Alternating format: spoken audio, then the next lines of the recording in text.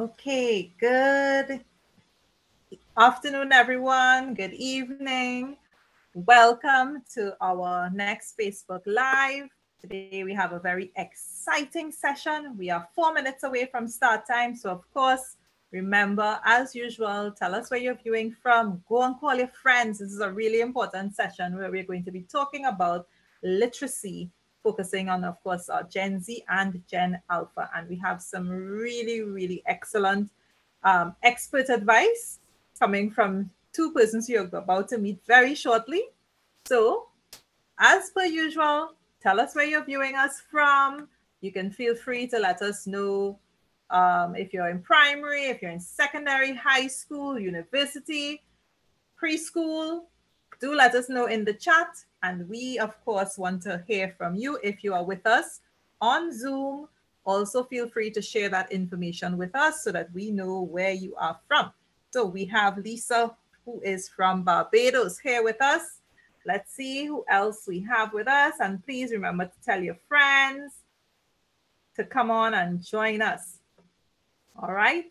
And we'll be starting promptly at 6 p.m. So make sure to tell your friends they can't be late because they're going to be missing a really exciting session. So go ahead and share. You can feel free to share our live with your friends. Feel free to call them up and tell them come. We have Kimberly with us. Special shout out to Michelle from Kimberly. So we are glad to have you with us. So those of you who are viewing from Facebook Live, do tell us where you're viewing us from. And of course, we have those of us who are in Zoom with us as well. Similarly, tell us where you're from, tell us what level you teach, tell us what subject you teach, as we begin to explore literacy in the next 2 minutes. We are very excited to have you here as usual. Let's see who we have with us. So we have Rose from Grenada. We have Myra who says dynamic presenters here. So no pressure, girls, no pressure. All right, welcome. We are very happy to have you.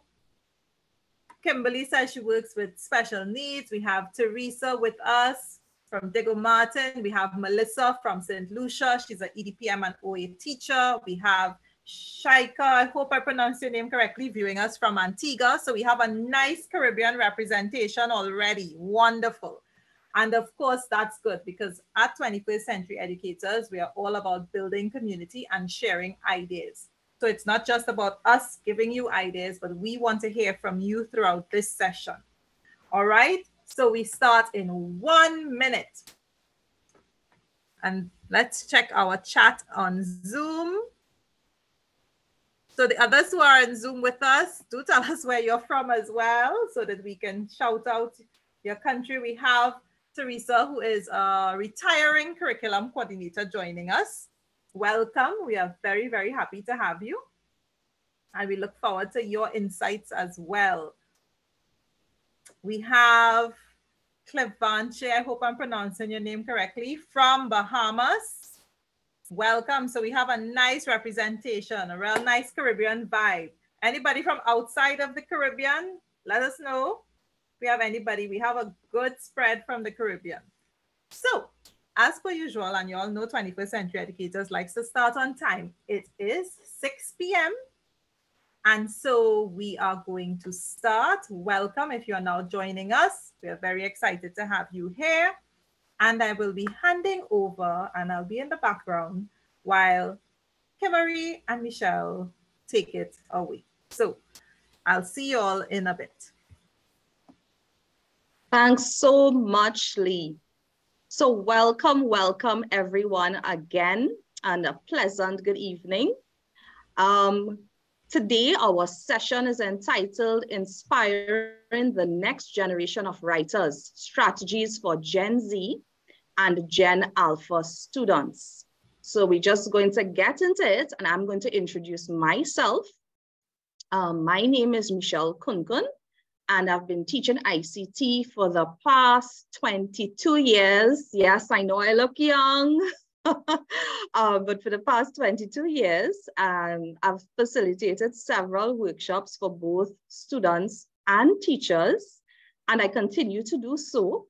And I must say, I think the biggest thing for me is sharing my knowledge to empower others. And then my co-facilitator, my lovely co-facilitator here is Kimmery Richardson Thomas. I'll pass you over to her. Thank you very much, Michelle, and good evening, everyone. Yes, as Michelle indicated, I'm Kimmery Richardson Thomas. My background and my role here this afternoon is in the area of literacy, English language, literature, communication studies. That's my background, with 25 years experience as a teacher in those areas and also as a script marker for SEA. That's our primary school exit examination that takes our primary school students in Trinidad and Tobago into secondary. And I also mark for our CSEC secondary English exams, literature, language, and our CAPE communication studies. So together with Michelle, we're going to explore the whole concept of teaching and working with our Gen Z and Gen Alpha learners in the area of literacy development. Michelle.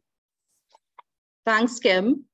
And of course, we have Leanne as our moderator in the background, no stranger to us. Right, so we're going to move on. I'll just share the agenda with you all this afternoon, and we're going to delve into 6 main areas. So we're going to look at what is literacy, why is literacy important. We're going to look at some of the challenges related with reading and writing, understanding a little more about our Gen Z and Gen Alpha learners. We're also going to look at teacher preparedness to teach literacy to our Gen Z and Gen Alpha students. And last but not least, making reading and writing meaningful and engaging. Okay, so I'll now pass you over to Kim to expand on those points. Right, thank you again, Michelle. So we want to jump straight into our discussion, and I'm hoping that everyone is seeing clearly or following. You can see what it is we are doing. I suspect that those of you who are on Zoom, I'm not sure if everyone on Facebook, if you're seeing the screen, I hope that you are. So that we're talking here about what is literacy. What is literacy? And before I share with you what my understanding of literacy is, I'm inviting you to place in the chat, what do you understand by the term literacy? What do you understand literacy to be? So if you can put that in the chat, what is your understanding of the term literacy?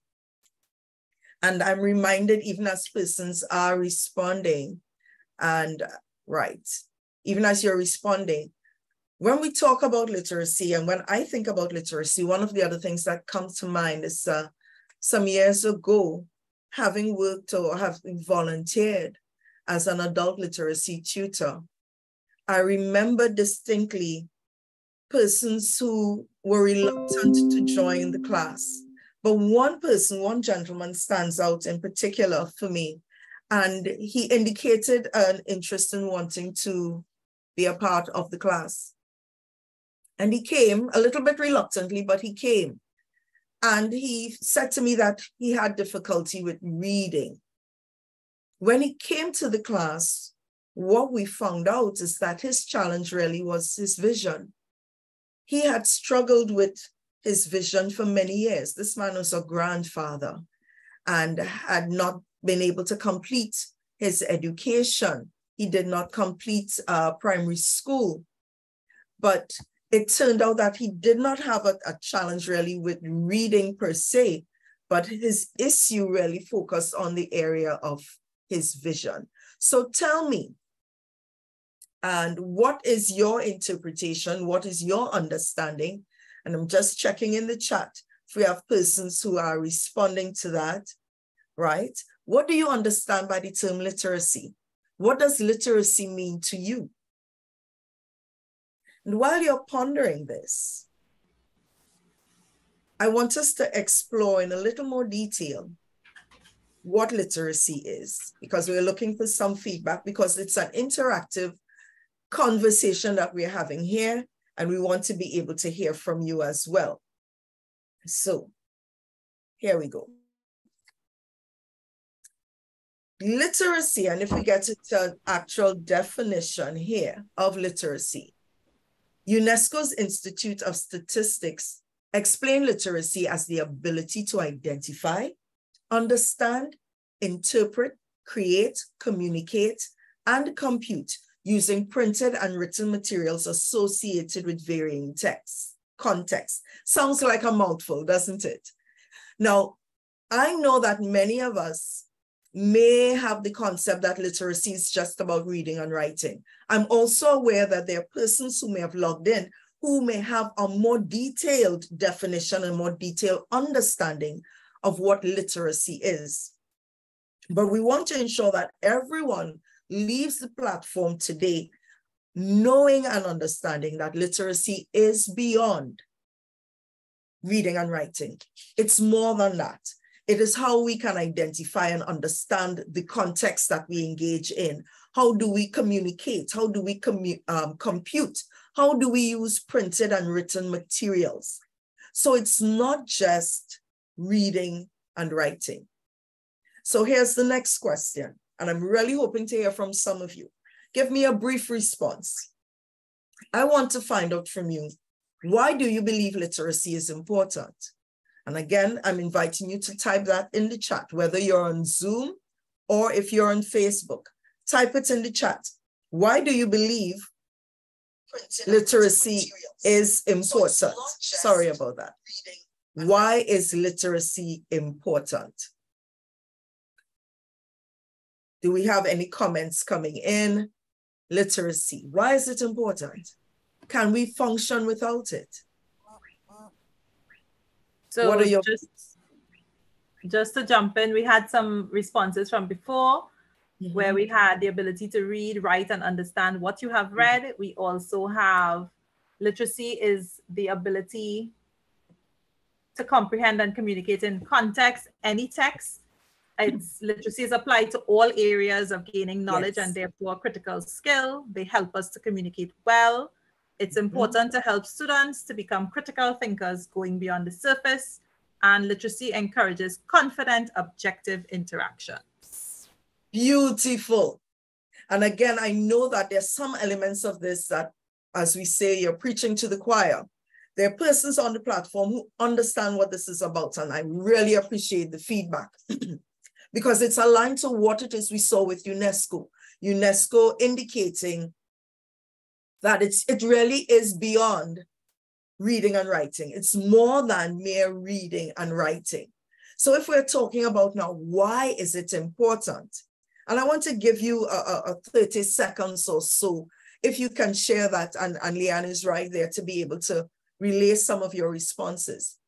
Why is literacy so important, especially in this century, in this era of education, in this era of learning? We've always spoken about the importance of literacy, but why is it even more important now?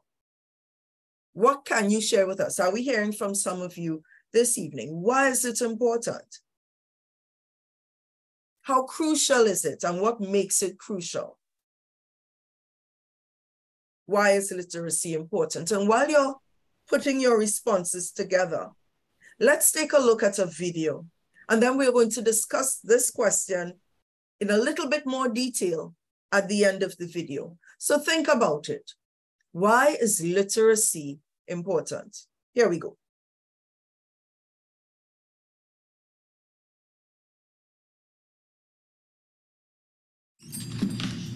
Evening. Evening. May I ring that up for you? Yes, please. Have a good evening.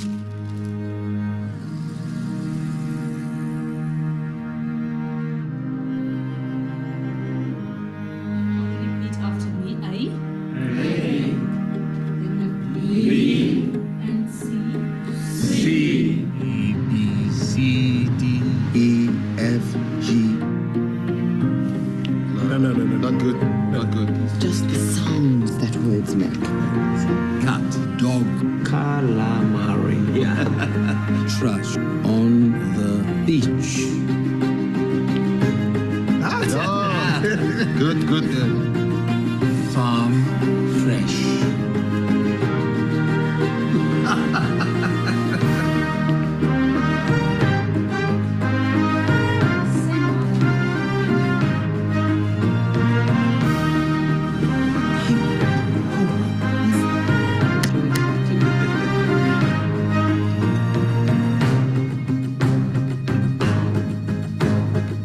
My son and I mowed the grass. What's the gold star? Gold star. Unbelievable.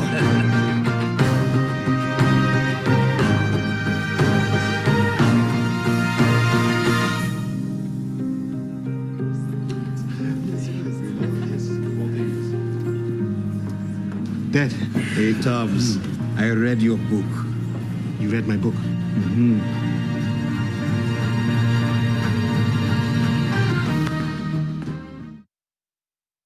Okay, so we're back to that question. Evening. We're going back to the question. Why is literacy important? And do we have any responses coming in? Do we have anything that's showing up? What are some of the Yes, we feedback do. we get? Go ahead. Yes, we do, Kim. It's Yes. from a person, from Hillary. She says, from this video, I would say the importance of literacy is to be able to thrive in the world around us. We also have from Facebook, Unique Neuro. It allows us to better understand and navigate the world we live in with a great level of independence. It fosters maturity in thinking and it helps to keep us safe. The lack of literacy makes it easier to misinterpret or misrepresent info coming from Myra. This is especially so when using various media. It may be difficult to accurately and effectively read the room. And from Melissa, because it is needed in our daily interactions, a key component of communication. Thank you very much. Thank you very much. Because when we engage in this space in our world, in any educational environment, and it's not just the educational environments, it's our day-to-day life.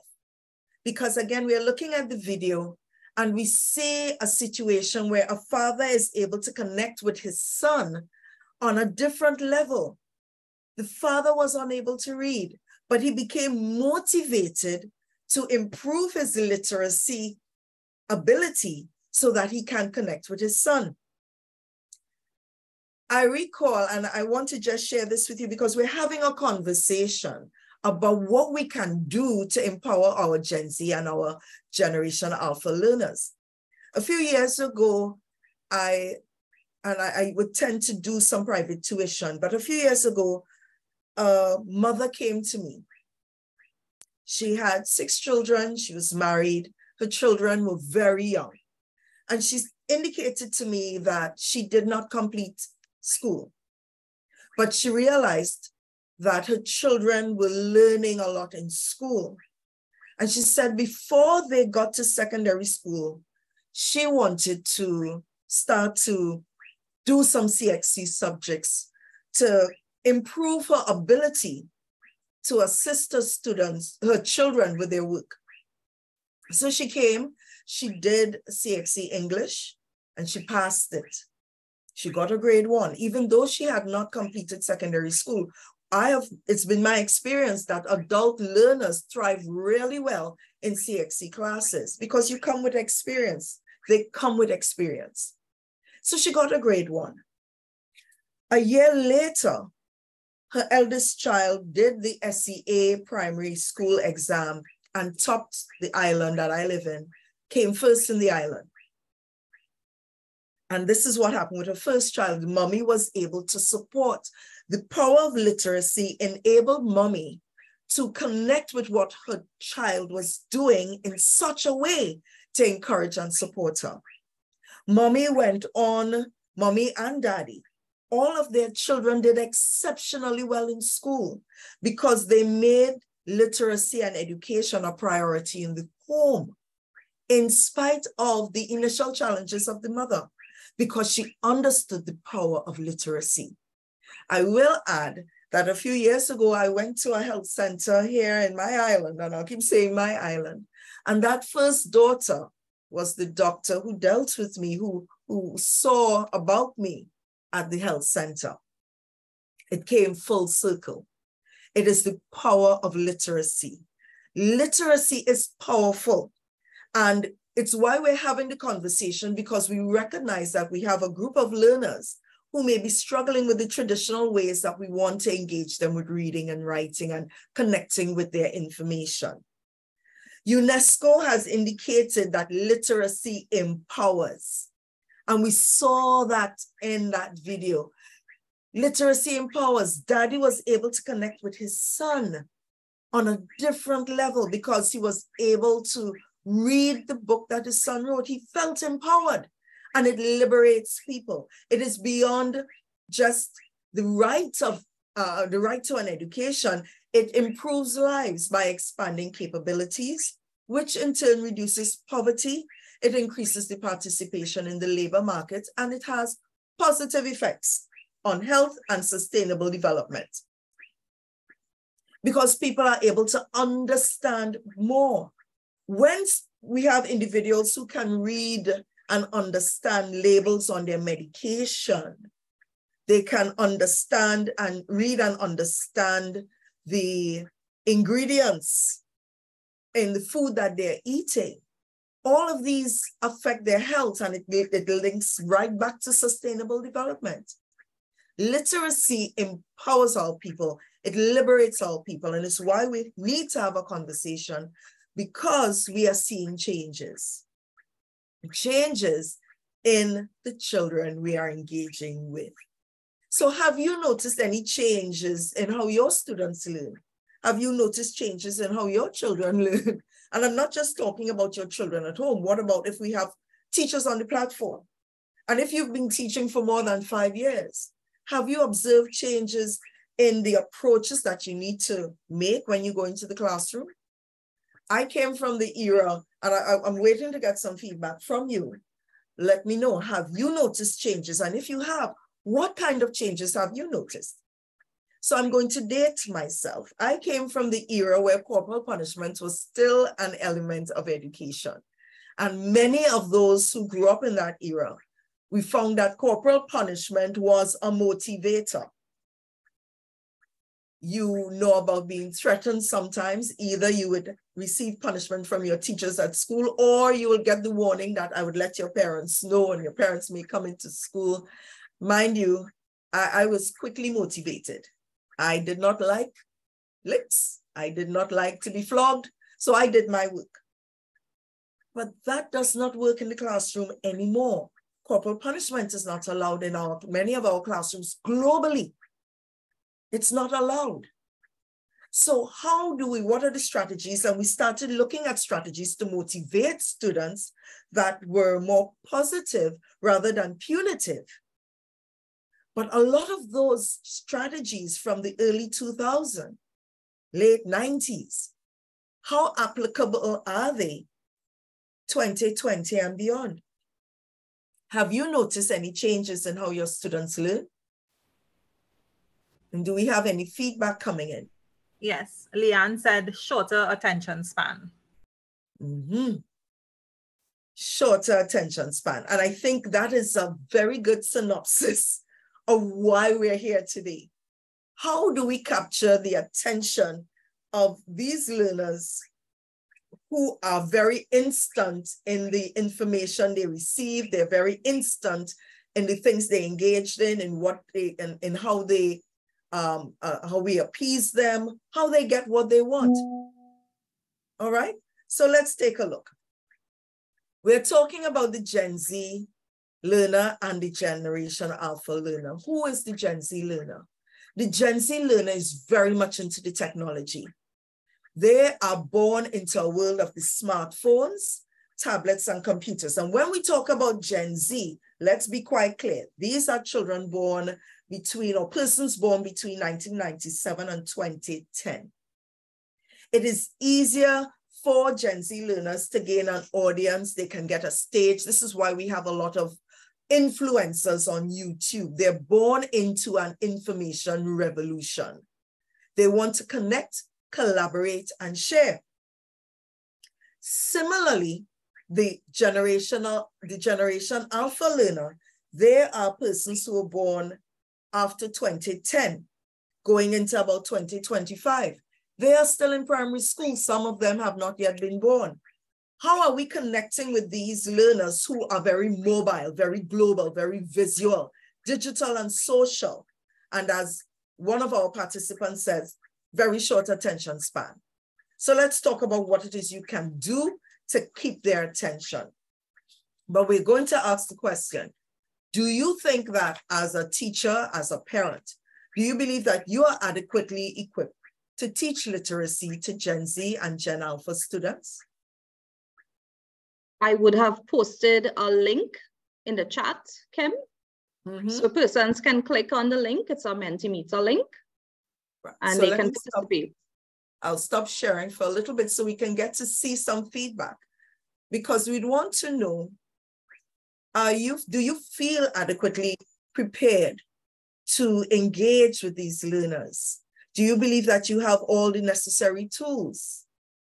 So let's get some feedback. Right, we are seeing some responses coming in, and we really hope that more of you write, somewhat, no, we're getting feedback.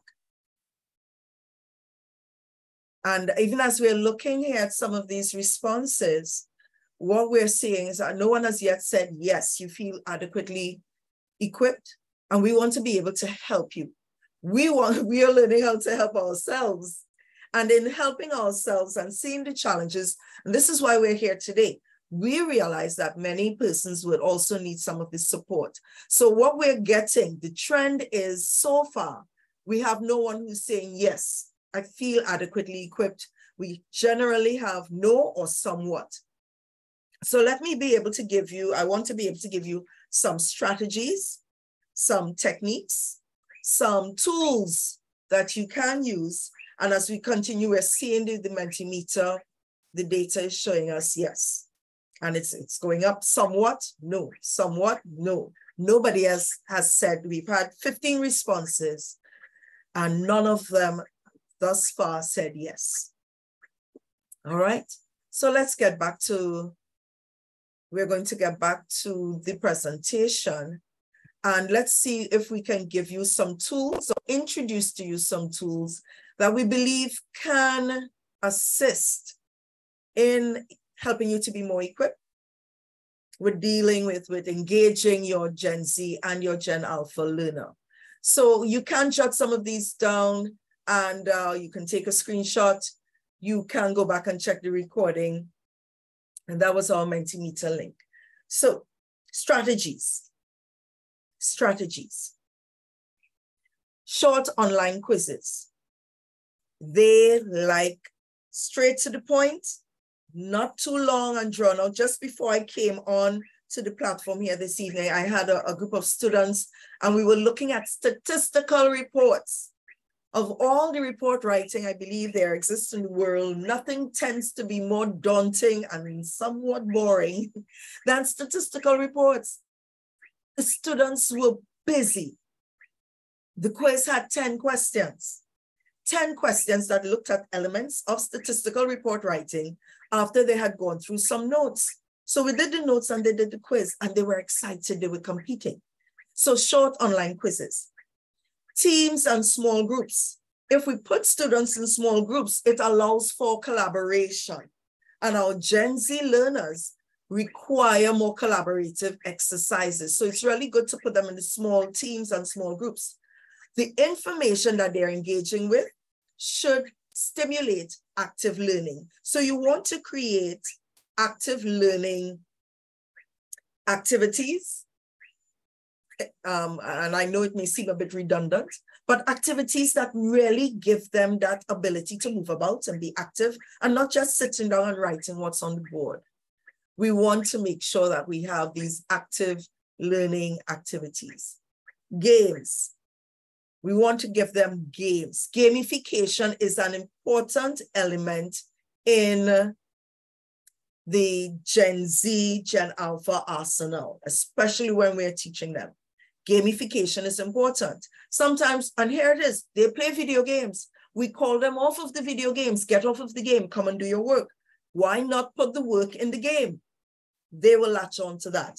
And there are many websites that are geared towards gamification in education, quizzes, Kahoots. We're going to get to some of those at a later date, but this is important.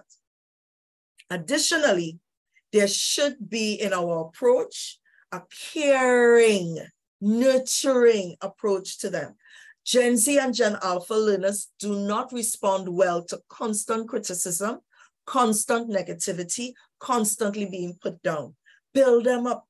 Let them know, good job. You got this part right. Let's work on the area that's a bit of a challenge. We have to choose the words that we use when we engage with our Gen Z and Gen Alpha learners. I would go even so far as to encourage parents and teachers. When we're engaging Gen Z and Gen Alpha learners, there is a book, and you can go online and look it up, The 5 Love Languages. It really speaks to how we communicate with our significant other in relationships, but relationships are not limited to our husbands and wives and our, significant others. Relationships also extend to how we treat with our children, students or children at home, and they respond differently. When we speak to one child who might respond to being buffed or being reprimanded in a harsh tone, all of the children will not respond to the same communication strategy. So find out what works. Take some time, observe the child, see what works, find out what their love language is, and approach them with that level of care that speaks to how they learn, and ensure that you give them timely feedback. In addition, we want to make sure that they know we are there for them. And I want to also speak quickly to reasons why students are not confident in reading and writing. And this has also come from experience. We see with many students, and I will ask if we have any questions with regard to the strategies. In fact, what we'll do, we'll come to questions regarding to the strategies a little later on, especially when Michelle begins to share with you. What I will talk about here is reasons why students are not confident in reading and writing. And again, in my 25 years as an educator, this is something that I've seen an increase in. Students are struggling, and there are two things we have to understand. There was a point in time, especially in where I'm in Trinidad and Tobago, and this may also apply to some of you in your other areas. There was a point in time where students went into secondary school after qualifying through an exam. And then my government made the decision, and a good decision, to have secondary education available to all students. But it means that some students have entered secondary school struggling with literacy, with numeracy. At the primary level, we also have students who are struggling with grammar, spelling, vocabulary, punctuation. There are challenges with processing. There may be dyslexia, dysgraphia, audio challenges like the example I gave at the beginning with the elderly gentleman who, visual challenges, he could not read. But what it is I'm seeing is that students are afraid to put anything on the paper because they may have been ridiculed, reprimanded, punished for making errors in the developmental stages of their literacy growth. And this can really hinder confidence building later on. There's some things that they may not have had control over. And I remember being in primary school, and if you see me, I'm wearing glasses. And there was a point in standard 3 where I was struggling with reading after being the top reader in my class. And one day I couldn't see it clearly, and my teacher flogged me. And I resented it because I felt she ought to have remembered that I was always a good reader in her class, and that she should have understood or recognized that there was a problem. And sometimes this is a challenge. So we need to be able to identify that some students really have issues or setbacks that will hinder their confidence as a reader or as a writer. When we talk about our Gen Z and our Gen Alpha learner, we want to make the information kinesthetic and visual for them. Let them move about. Let them see things happening in front of them. Chalk and talk does not work. White page, black print does not work all the time. They are already very involved in technology and so on. So we need to get things moving for them. Again, the active learning, immediate feedback. We want to give them short, engaging content and content that embraces the technology. Many of us as educators who are what I would call technological tourists have to engage with the technological natives.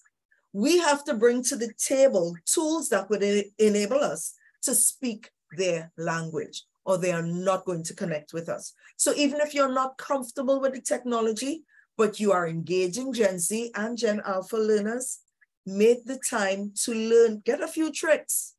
You don't need to learn everything that they know, but at least have 3 tools that you can work with that embraces the technology. These learners want to know why. And we have to be prepared to tell them. My generation, we were told, do as I say and not as I do. And we were reprimanded for asking, but why? We were told we were being disrespectful. The Gen Z and Gen Alpha learner will ask you why. Don't reprimand them. Understand that it's part of how they are wired to learn. They need to know why. Sometimes time may not permit. Sometimes they may really need to just follow the instruction, but engage them at times and facilitate their curiosity and the need to know why. They need collaborative learning. Put them in groups. Let them work with their peers. Let them discuss. Let there be that type of productive noise in the space. It's not always about being quiet. Not these children, not this generation. There is productive noise. And that productive noise helps them to learn and understand. Let them collaborate. Let them talk. Let them agree and disagree, because it's in that space that they will develop and learn and grow. There must also be a sense of autonomy. They need to know that their ideas, their products, what they present to us is respected for its individuality, for what is theirs. This is how we empower them. We want to empower them as they learn and as they grow. But most of all, it's important that we make sure that learning is fun. Learning has to be fun for them, because this is what's going to encourage them to want to do it. Make learning fun. So, any questions at this time? Do we have any questions from any of our participants? As we looked at some of those things that we can do, and then ask yourself, with what we went through, have you been using some of these? Are there any of those strategies? And I can go back a little bit here. Any of these that you're not clear about? Any of them that you've used, but it may not have worked? Let us know. Or have you used it and you found it effective? Let us know. So from one participant, Marsha, and I think this will be addressed when Michelle starts, she said, we lack materials. But she did say it is true, as educators, we must make learning fun. Thank you. All right. All right. So if you have any other questions, go ahead and place it in the chat. And this is a very good point for us to segue into the next section. And I hand over to my co-facilitator, Michelle. Thank you so much, Kim. So yes, make learning fun. How are we going to do that? And Kim made a very valid point. We are teaching children that are born into the technology. So why not use the technology to our advantage to enhance teaching and learning, right? So this afternoon, we're going to look at a tool. Some may be familiar with it, some may not, but it's a fabulous tool that's called Book Creator. So I'm going to show you a little bit about Book Creator and how you can use it in your classroom to engage your students. All right, so I'm going to share my screen now.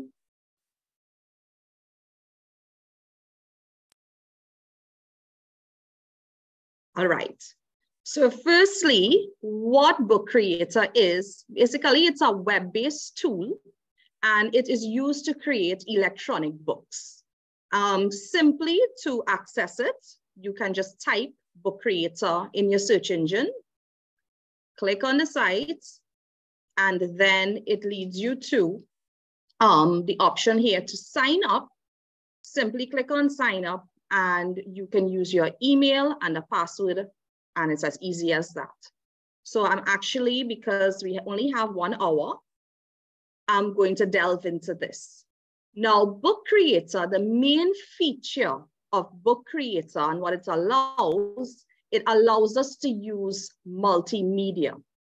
And we have to remember our audience.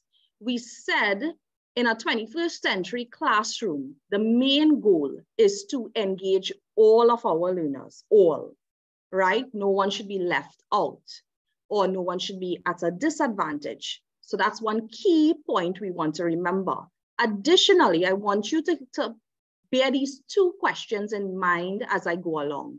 I want you to ask yourself, how can I use these features in Book Creator that will appeal to all my students? And how can my students use this to respond or present their ideas? I want you to keep that in mind. Okay, so here I would have included some activities that can address some of the issues Kim would have highlighted. Now, these are just ideas, right? So I'm going in now to Book Creator, and it's as simple as clicking my next page. And this is an activity where we may want to introduce spelling words to students, all right? And we spoke about Book Creator allowing multimedia. If I were to click on this little icon here that says add an item, I want you to observe this. There are 1, 2, 3, 4, 5 main media options here, and that's what I'm going to use throughout. We can include images, you can take a picture, we can use pen, we can use text, and we can use a recording, okay? Now, here's an activity that was planned, and what the teacher did is included the word, they recorded their voice, and then they split the words separately, okay, into letters. What they did as well is they would have highlighted certain words in particular colors. So here, as the student, I can see the word. Say it, skip, split it, sk, p. Spell it, sk, p. Right, and I can hear what my teacher said. Now, the nice thing about a recording is there's a sense of familiarity. So as a teacher, if you record your voice, the little ones, you know, they can hear your voice as they're learning to spell the word. Now, color might be something too that you want to pay attention to. So in my inspector, I can change the color of my page, I can change the color of my font, and so on. Why is this important? Kim would have touched on students who may be dyslexic, right?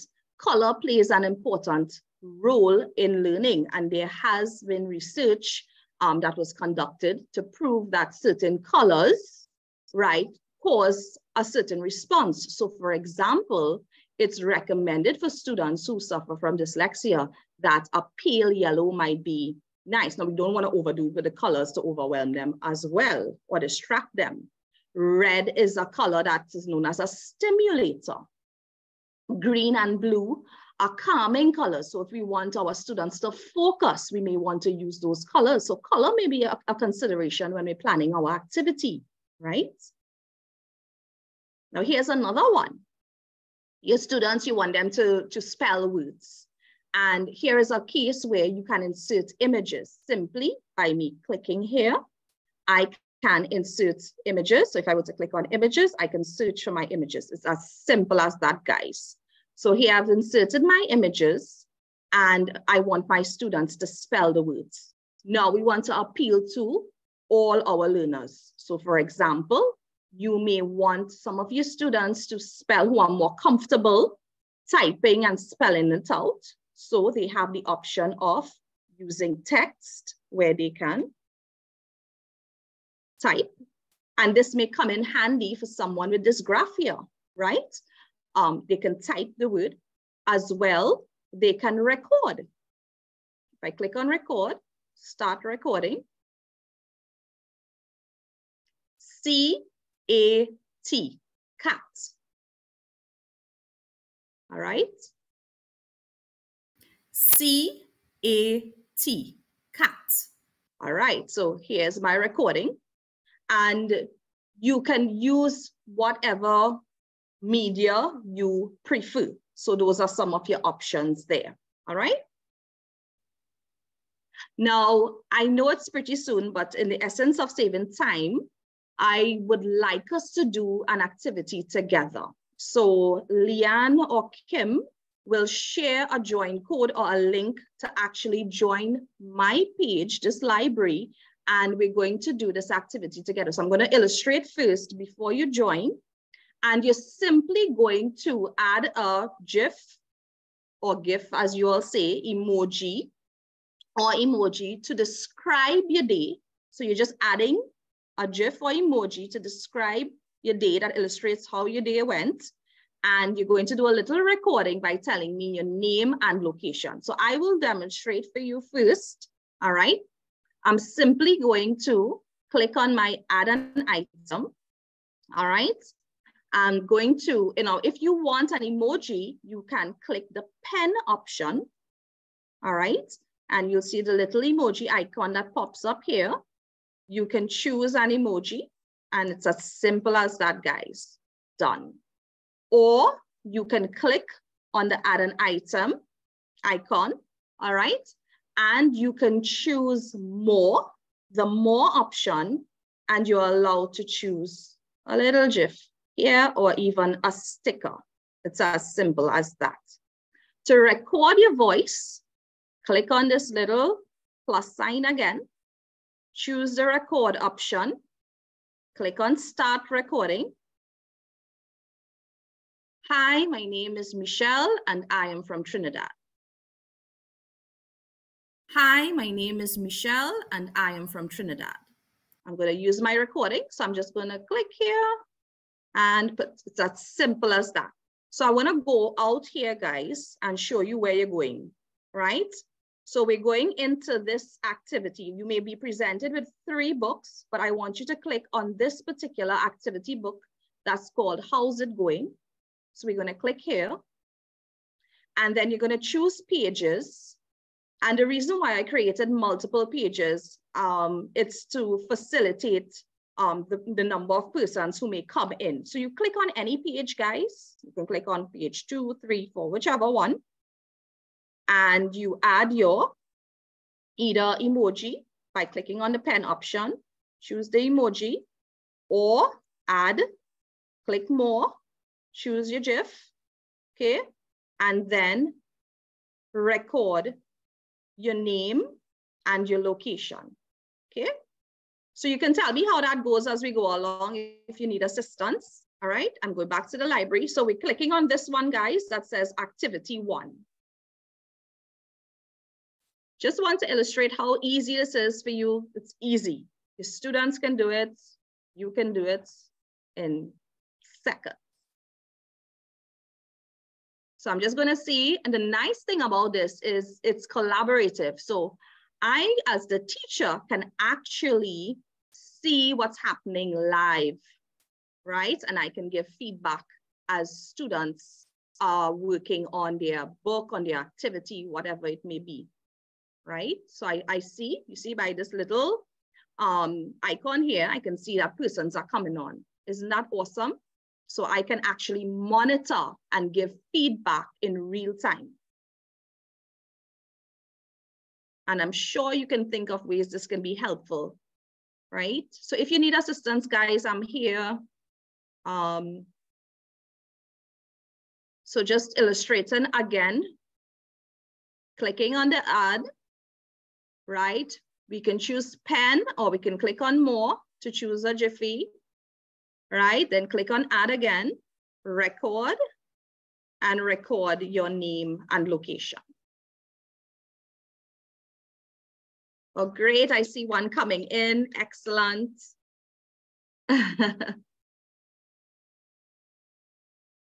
So can you imagine if I'm getting excited, how excited your students will be, or even you know? At this point in time, can I get some feedback from you guys? Are your minds ticking? What are you thinking? Is it a tool you think you can use?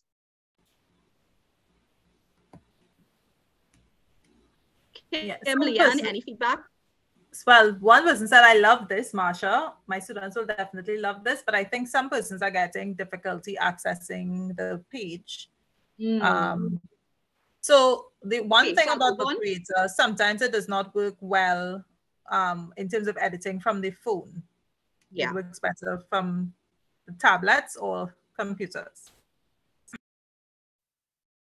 Okay. All right. But Michelle, we can leave it. We can leave it open, yes.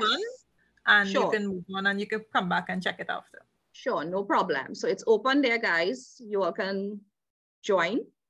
All right, so I'm getting back to the activities here now, right? So you can click on pages to access, go directly to a page you like. So we're here.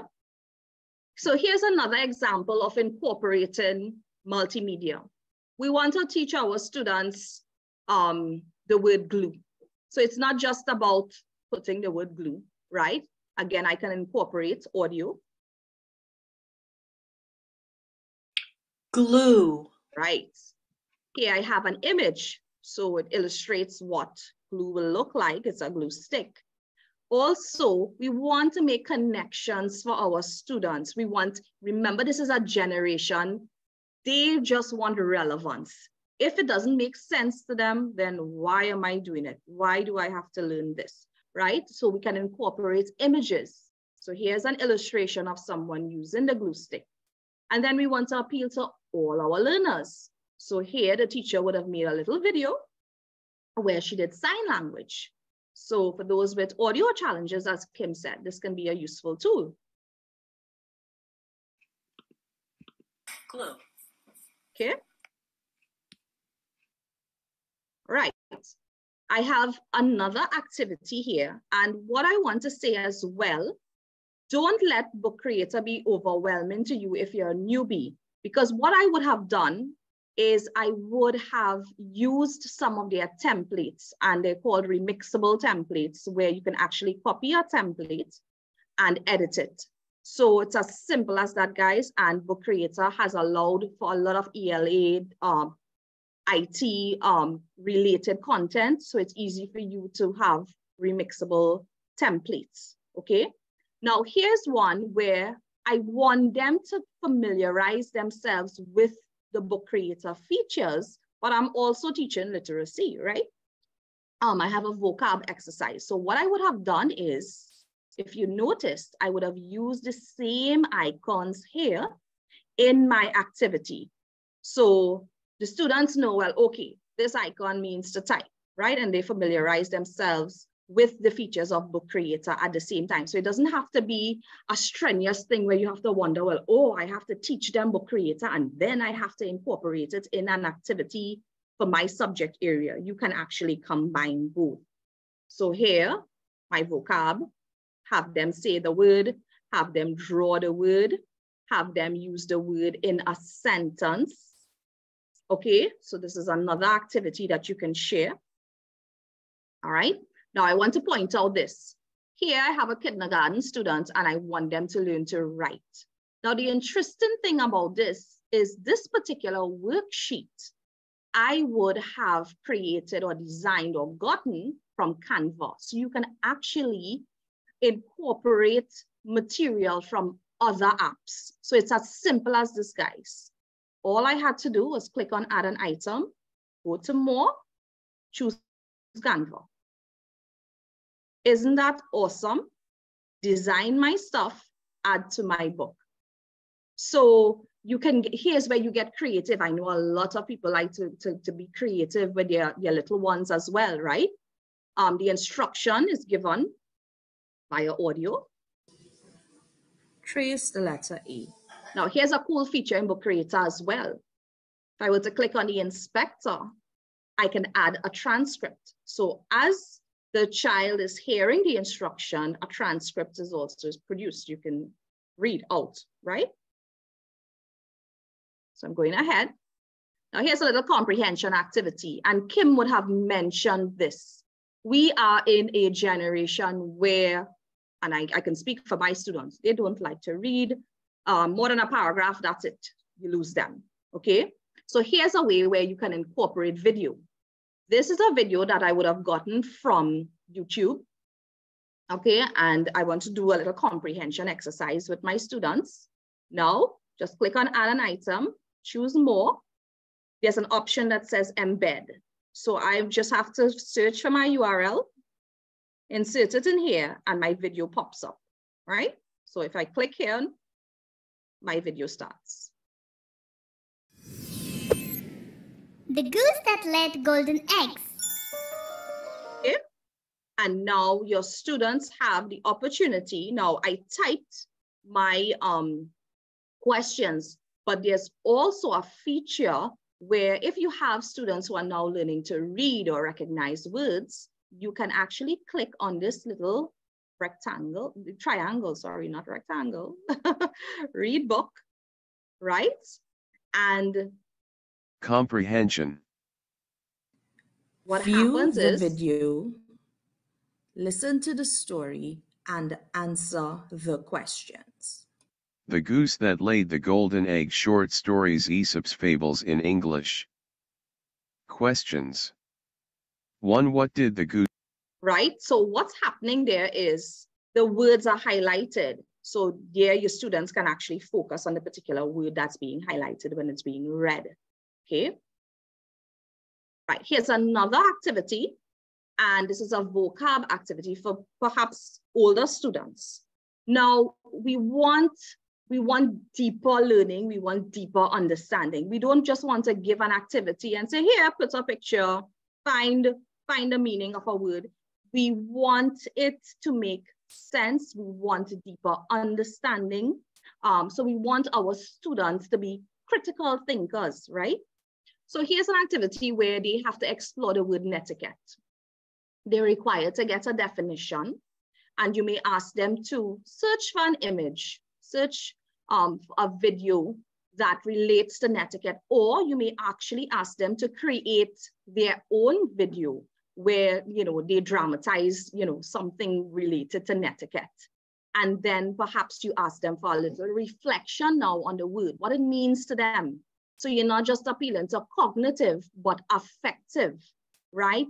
Make it, you know, it's their all-round development. It's not just about acquiring a skill, but we want to have that deeper understanding and appreciation for what is being taught. How is it relevant? How is netiquette relevant to me in the real world, right? So I know we're running out of time. It's now 6:55. I'm just showing this activity. We may not be able to engage. So tell me, Leanne, here's the last activity that I would have formulated, and we could have worked on it collaboratively, where you can insert an image and we want to create a story together. So here's where you have the collaboration coming in. All of your students can now participate together to create this story. And we spoke about product and our students, you know, wanting to be able to share, right? So we have something that's tangible here. We have the creation of an ebook, and, you know, we can share this with mommy. We can share it with the school for assembly. You know, this class, Mrs. You know, Peterson, her class, they were able to produce this. Let's do a show and tell, right? So And we can even print this, you know, we can even print it so they actually see it. They can actually hold their book, right? So even me as the teacher, while the student is working on this, the students are working, I can click here and add a comment. And the comment doesn't just have to be one that's where I read. I can add a comment in different form. I can add a video. I can record myself. I can give a little emoji to say I'm pleased. So there are different ways of giving feedback as well, right? So this is the last activity we would have done together, where each person would have contributed, by adding a sentence to complete the story. But I'm going to pause here because I see it's 6:56. And if there are any questions, I can facilitate those questions now. So Michelle, just a lot of, you know, people are very excited about it, but I think you can go back now to the first exercise to show the collaboration. Because Sure. there's some stuff there. And while you are doing that, Unique posted a comment, and I think it's a valid comment that needs some commenting on. She said it's she did indicate that, you know, she just, I can't find back the comment now. But basically she was stating that we are in a space sometimes where we don't have access to all of this technology. And sometimes the internet and so on, and that is true. And so I just wanted to comment, and Michelle and Kimmeria, of course, you all can join in as well, that although we are showing you one tool here, there are many offline tools and offline ways in which we can do this. And so later on, we will be sharing. We just wanted to share one that's free. Well, so there's a free version and there's a paid version, but the free version actually allows 40 books.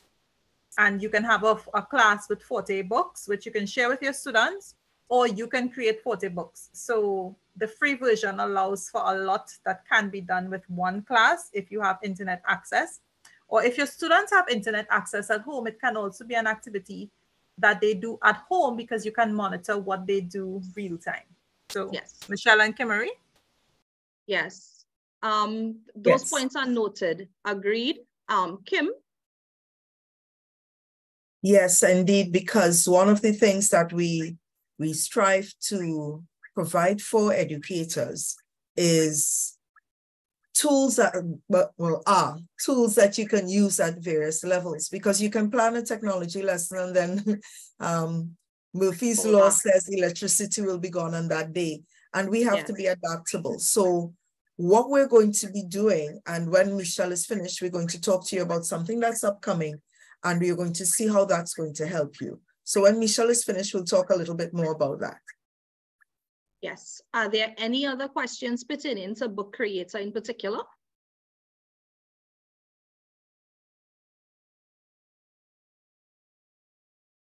Okay.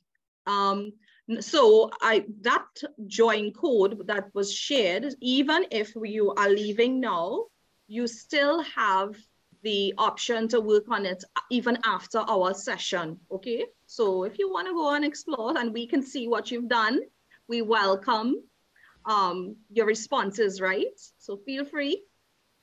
We want to get to know you guys as well, okay? All right, so I think that's it for me. Thank you so much for your undivided attention. Sounding like a teacher there, right? And just note that we have several persons who find the tool very interesting, very useful. So awesome presentations. Thank you very much, Michelle, and thank you for sharing the feedback that we are getting there. And as we indicated to you, we're about giving you tools to empower you in the classroom so that when you interact with your Gen Z and your Gen Alpha learners, you have an arsenal of devices, tools, and strategies that you can use. So if we were able to whet your appetite today, and I know I've been working with Michelle as we were preparing this, and every time she pulls up Book Creator, I get more and more excited. And if you are like me, you want to know more. And if this is the case, we have an upcoming workshop. On November 18th, we are doing a more detailed session of what it is you got today, with some more strategies and tools. And for those of you who are asking questions about, well, what can I do if I don't have the technology? This is the workshop for you. So there's a link that's going to be shared. This link has been shared in the chat. Click on that link, and it's an expression of interest. Will you be interested in this upcoming workshop, November 18th, 2023? There is a cost for this workshop, but click on the link to learn more.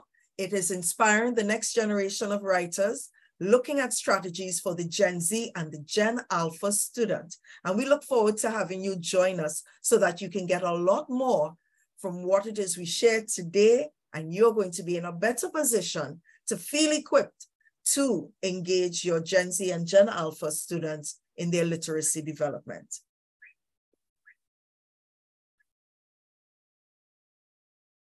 We hand you over to Leanne. Leanne, you want to end us? Yes. So, of course, I would really like to thank Michelle and Kimmery who jumped on board. For those of you who have been with 21st Century Educators for some time, you know, this is not the official welcome, but these are two new members of 21st Century Educators who are really dedicated educators. And for those of you who have been following, you know, our aim is to empower teachers. And so we want to continue to do this. And for those of you who are interested, please complete the Google form. It's both in the Zoom as well as on Facebook Live, and we will also send it out to our email listing. Please note that there will be certification from our company, as well as it's going to be certified through our UK company as well in terms of professional development. And just letting you all into a little secret, there will also be a giveaway for a free Book Creator account, which will allow you to use all of the available tools within Book Creator. So, as per usual, thank you very much. We are so happy to have had you today. And thank you, Michelle and Kimmery, for doing an excellent job. Of course, we also love feedback. So please do leave some comments in the chat about if you found the session useful, you know, what else you would like to hear from us, and look out again for our next upcoming session, which will be happening in October. So we'll see you, and have a wonderful evening, everyone. Bye. Bye. Bye. Bye.